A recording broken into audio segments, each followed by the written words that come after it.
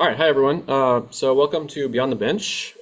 This is a webinar developed by and for early career members of the RCMB Assembly.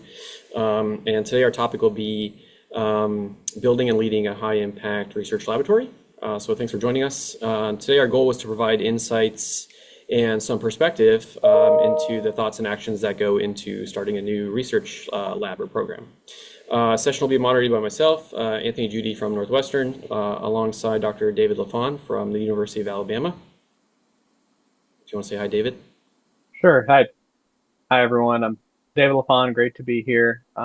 Looking forward to this talk. I just set up my own lab a couple years ago, so I know that it's part business, part building construction, part human resources. So I think we're going to have a lot of great discussion today. I'll be keeping an eye. Shah and I will be keeping an eye on the chat and for any raised hands. So please feel free to put your hand up or drop a question in the chat anytime, and we'll make sure get a chance to ask.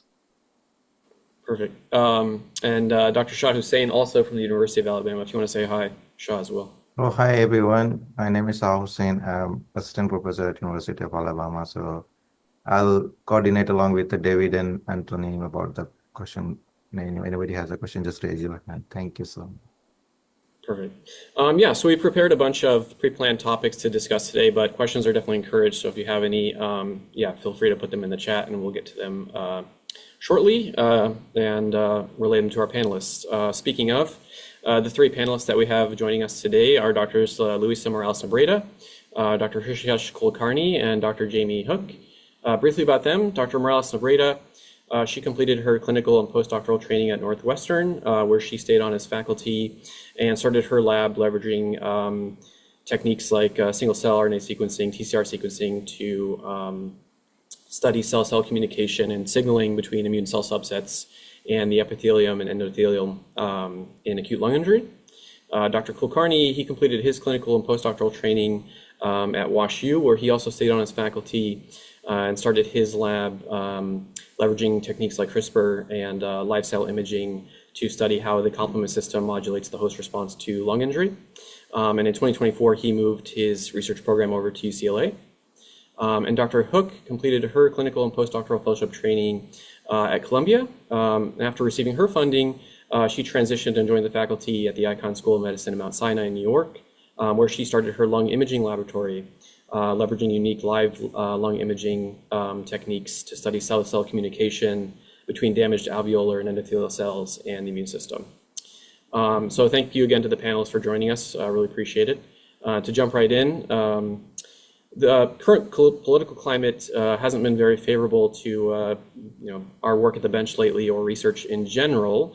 But many of us know that starting a lab, a huge factor in starting a lab is kind of negotiating the startup package for your research program.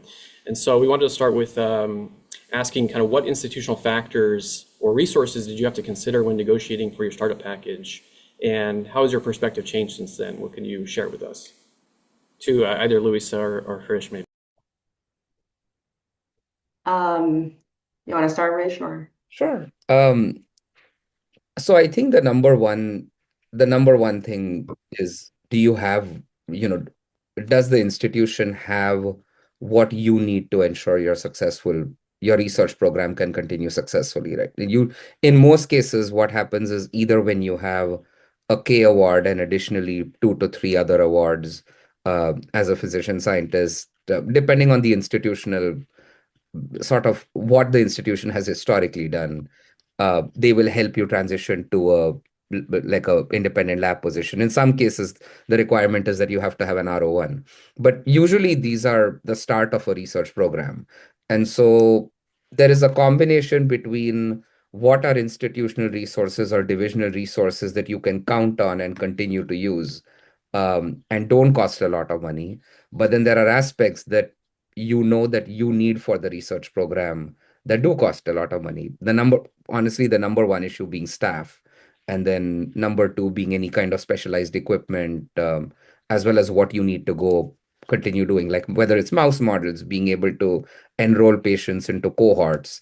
So I think being able to assess what exists and then what you need, and then being able to by talking to other investigators around you, groups like this, you then define this is what I need in order to be able to successfully build an independent program, followed by having conversations with the leadership can help start at least get you on the right track. But I'm curious to see what the other panelists think.